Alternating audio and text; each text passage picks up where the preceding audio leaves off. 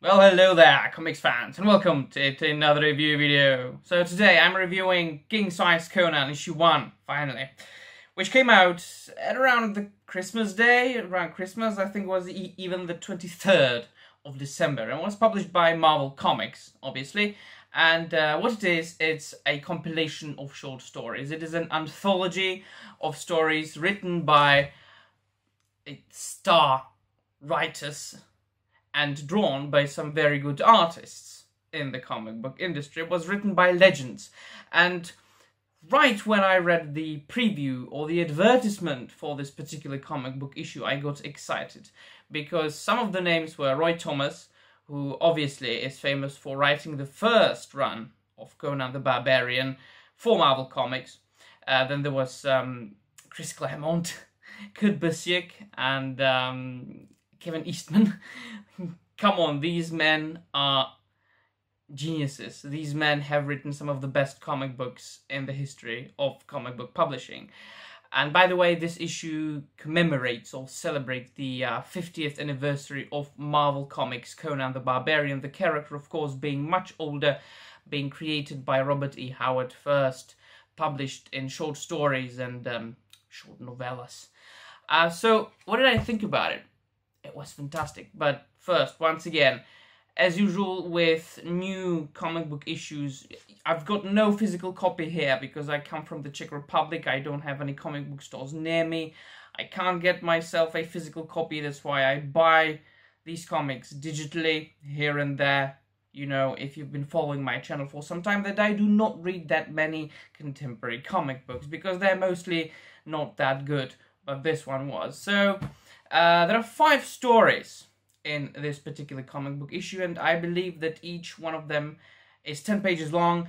The first one is called The Aftermath, and it was written by Roy Thomas and illustrated by Steve McNiven. Now, the story is set just moments before the first issue of Conan the Barbarian by Marvel Comics, way back in the 1970s. And it deals with Conan basically, after winning a battle, going into the world and you know, for a search for more adventures and maybe to become a king finally. And in the end, he sees an Aesir, I believe, being attacked by Vanir, and he's about to help him. And we know, or you know, if you read the old Conan the Barbarian issues, that it's just before the first issue starts. And it was a typical Roy Thomas. It was typical Conan the Barbarian. He was supposed to be Conan, I mean, very young at the time. Although he was drawn as if he looked like he was like 35 years old, but that's understandable. If we are talking about a character that might come from an made-up world, but still, that made-up world, this fictitious world, is based on true world civilizations, we have to think about the fact that he comes from prehistoric era. And at the time, people didn't live that long, and he was, of course, exposed to the outside, to the elements, and he was living a very rough life. So it is quite understandable that people who were 16 at the time, for instance, looked like they were 30. So I absolutely love this one. In the City of Thieves, that was the second story, was written by Kurt Busiek, who was, I think, the man who wrote the first or the most seminal run of Conan the Barbarian for Dark Horse Comics. Because Conan first belonged to Marvel, and then it got to Dark Horse for some time, and just recently, a couple of years ago, it was reacquired by Marvel. And the artwork was done by Pete Woods. I think that this was the only story in which the artwork was done purely digitally, or at least the inking and the coloring was just all digital. I didn't really enjoy that. That was the weakest point of the entire issue, I think, the art of in the City of Thieves. Other than that, it depicts Conan, and by the way, all these 5 issues, or all these 5 short stories, depict a different aspect of Conan. So there's Conan the Barbarian, Conan the Corsair, Conan the Thief, Conan the Warrior, and so on and so forth. So this really depicted Conan as, I would say, a thievish character, and a mercenary, and who really relies on his own luck and his cunning skills, more so than on his fighting skills in this particular short story. I'm not going to spoil each and every of the stories, because I want you to read it for yourself and enjoy it for yourself, because it's definitely a recommend, that I can tell you right now.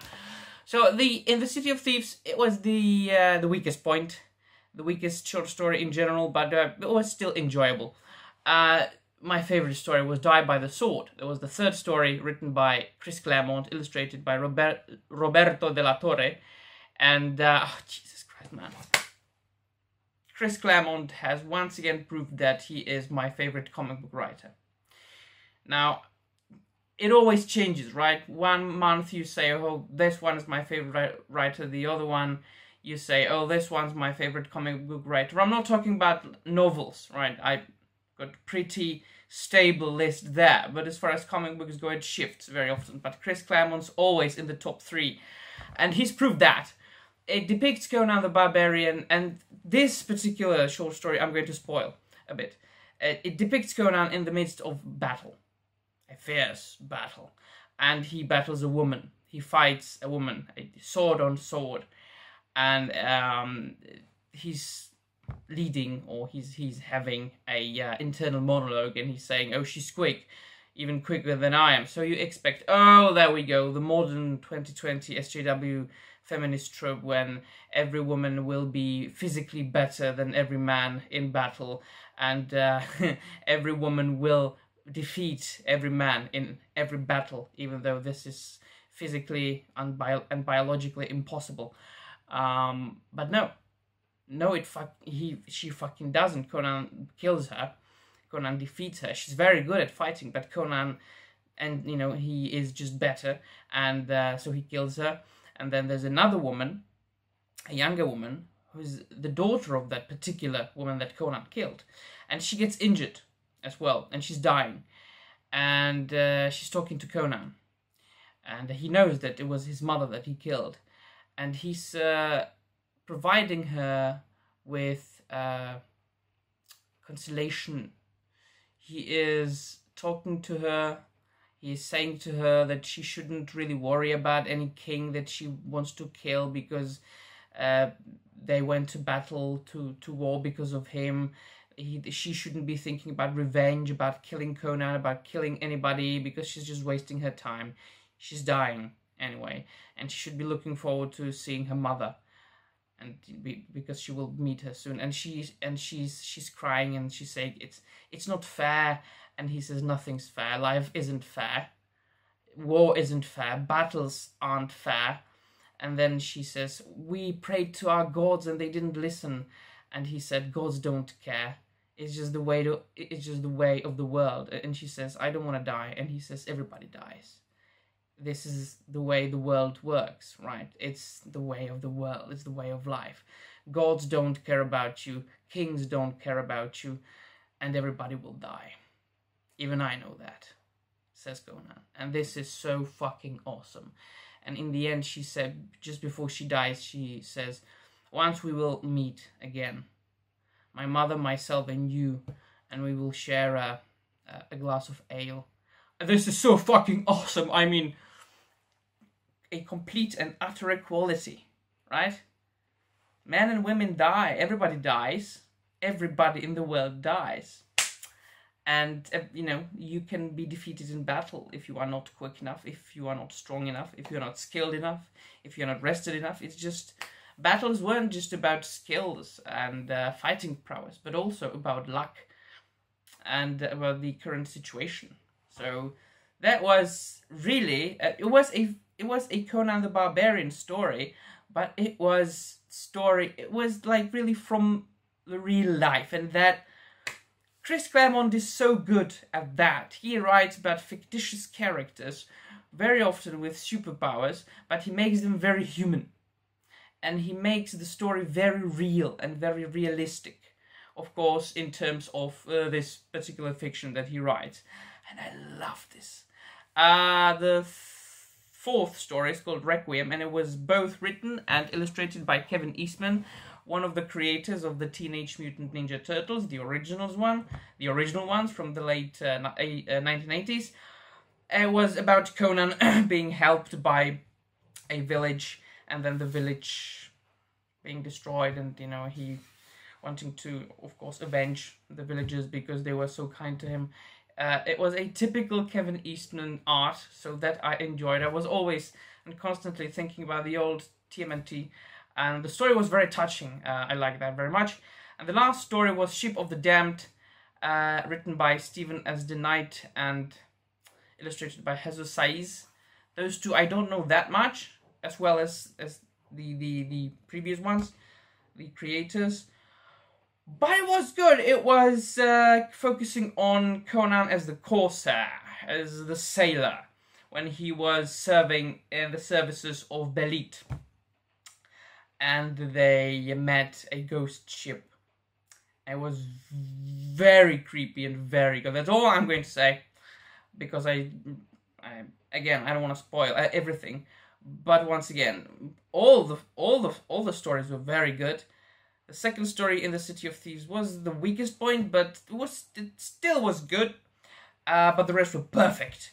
The art was fantastic. Conan was depicted as Conan the Barbarian. The one thing that the issue was lacking is a typical damsel in distress that Conan would be saving.